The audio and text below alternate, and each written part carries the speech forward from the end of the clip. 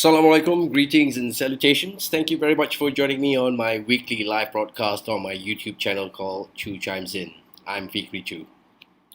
The week that was in Malaysia, several events occurred or happened during the week, which we all have much to talk of and have different opinions about. From new political parties being established to media statements made by politicians and ministers, which are not only eye-opening, but also mind-boggling to say the least, and the continued nonsensical behavior of elected parliamentarians. So let's first talk about what Zuraida Kamarudin, the current Minister of Housing and Local Government, put out a statement. She was quoted as saying that switching parties is now a new norm in politics. I'm sorry, I just can't comprehend or accept this. How can this be the new norm? This very statement of normalizing party hopping to me is not only despicable and disgusting, but just goes to show how self-serving and selfish she and other politicians who think the same way that they do. Do they not know how they got there, where they are in the first place? Do they not know it's the people who put them there or who put them where they are? How can one just turn their backs on the very people who put them where they are? Now, these politicians need to remember that they are there where they are because they made a promise to serve the people whom they have made a solemn oath to represent in Parliament or at the state legislature as their voice. Again, this just amplifies the need for an anti-hopping law to be established. How long are we as the constituents and voters are going to be betrayed by these unscrupulous politicians? Or there will be an argument saying that an anti-hopping law impinges on the right of these politicians of their right of freedom of association. However, how about the rights of the voters? What about the promise and oath taken by these politicians to serve the people while they were asking, or to some extent, begging for the support of the people? Does the rights of one individual override the rights of hundreds or sometimes even thousands of voters whom they promised that their voice would be heard and represented in Parliament and or at the state legislature? Surely, the people takes precedence. Now, another politician, Khalid Samad, the former Minister of Federal Territories, made a statement contradicting himself. While he admonishes politicians who party hop, but if such party hopping benefits him, his party, and or his coalition, it's okay.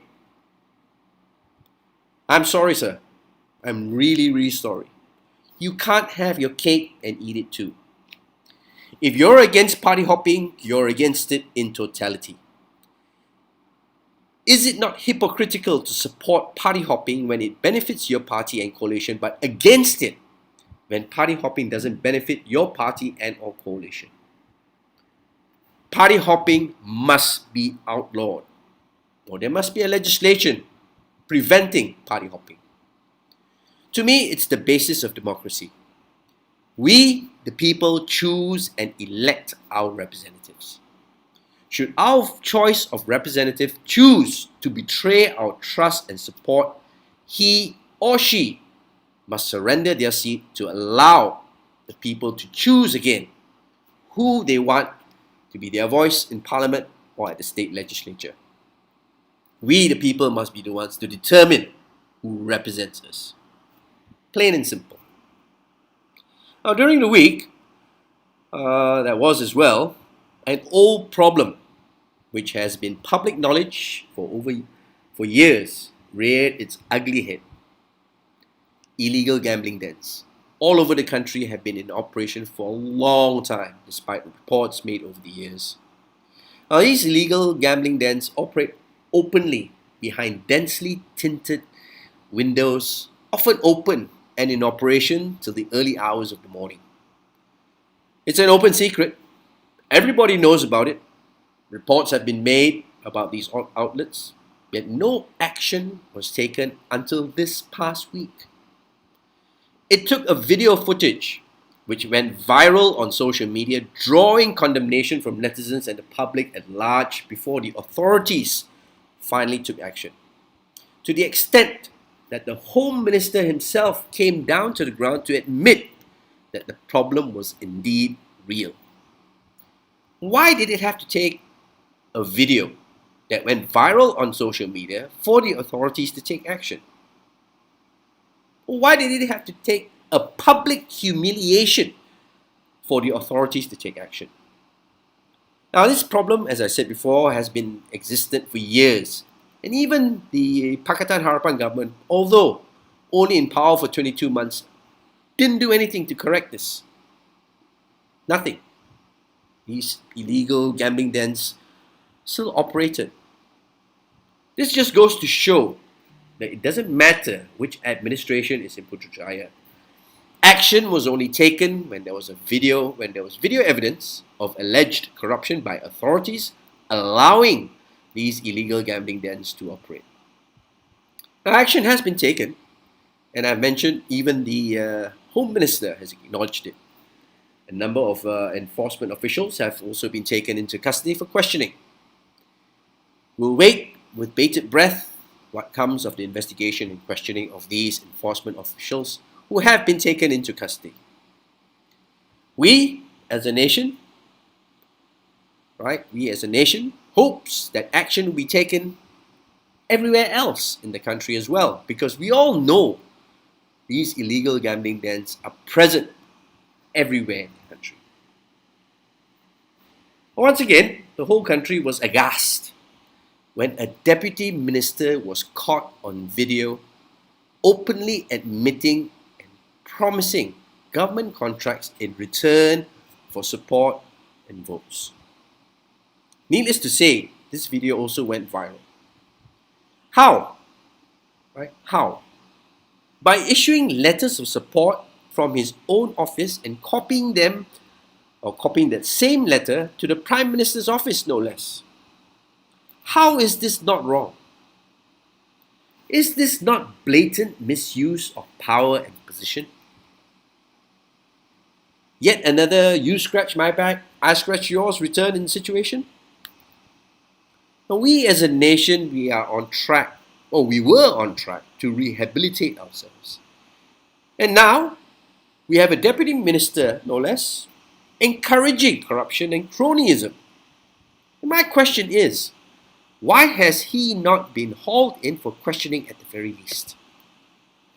Apart from stating he will offer letters of support, he even openly stated that this is what being in power is all about, or what being in power is for.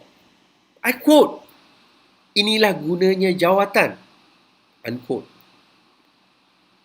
Is this how we, as a nation, are going to progress? Does this deputy minister think we, the people, are going to stand for nonsense like these? I simply just cannot understand what goes on in the mind of these so-called leaders using their position to gain support. Let me just say this. I have faith in the people or the rakyat that these so-called leaders, they call themselves leaders, these so-called leaders will lose their deposit if and when they stand for elections. The people, rakyat, will reject these people outright. Moving on. Tun Dr. Mahathir Mohamad has again established a new political party. Yet another race-based political party, specifically for Malays in Malaysia, called Pejuang. I have tweeted, with all due respect to Tun, the last thing we need in the country is yet another race-based political party. Now, the main reason of the establishment of this new political party is for the Malay community to fight corruption and kleptocracy. Are you saying, Tun, the rest of the country aren't fighting for a better new Malaysia, fighting corruption and kleptocracy? No matter how inclusive you claim Pejuang will be, the fact that you limit membership to only Malays shows how not inclusive Pejuang is. Well, we are all citizens of Malaysia under the federal constitution. Why do you persist in dividing us is my question to you, sir. Shouldn't your alternative new party be open to all instead of just Malays? Pejuang, you say, gives the opportunity for Malays or who are against corruption and kleptocracy to have a voice. Shouldn't this opportunity be afforded to all Malaysians? Our Malaysians as a whole, especially the younger generation, no longer, right? They no longer wish to be identified as by race. Excuse me, right? Malaysians as a whole want to be identified as Malaysians, irrespective of race and or religion. Pejuang, in my humble opinion, is peninsular-centric, not Malaysia-centric. Malaysia includes Sabah and Sarawak. The people in Sabah and Sarawak are Malaysians as well. Are you not, sir, ostracizing or excluding our brothers and sisters in Sabah and Sarawak by limiting your new alternative party to only Malays? Yes, Pejuang gives Malays an alternative choice. But Tun, wouldn't Pejuang be so much stronger with an open membership and bringing our brothers and sisters across the South China Sea closer? Would this not give your new alternative party a stronger base of support instead of just the Malay community? I sincerely feel you have missed an opportunity here, sir. An opportunity to really bring the country back together, to close ranks, not only for the people of the peninsula, but also for our brothers and sisters in Sabah and Sarawak. Well, lastly,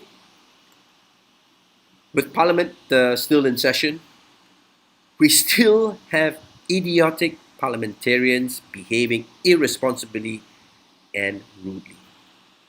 Well, the latest incident was when the MP of Pasir Salak, Tajuddin Abdul Rahman, started heckling, started being disruptive when the MP of Bagan, Lim Guan Eng, was debating. Once again, Pasir Salak has proven without a doubt how important it is for us, the rakyat, to realize, right? To realize how our one vote is so critical and precious. Do we really need individuals who are so-called leaders who are not only crass but rude beyond belief representing us? Or in this case, Pasir Salak. At the end of the day, it is up to the people of Pasir Salak to choose the right candidate to represent them. The people of Pasir Salak really need to look deep into themselves. If they continue to vote and support a clown like him into parliament. We want a new Malaysia, all of us do. Only we will determine if we really can realize this dream of a new Malaysia. So let's start with choosing and electing the right people into parliament and into the state legislature instead of electing clowns. With that, I end my live broadcast this week. Till we meet again, thank you very much for your kind attention. Be well, stay safe, and always wear a mask outdoors. Assalamualaikum.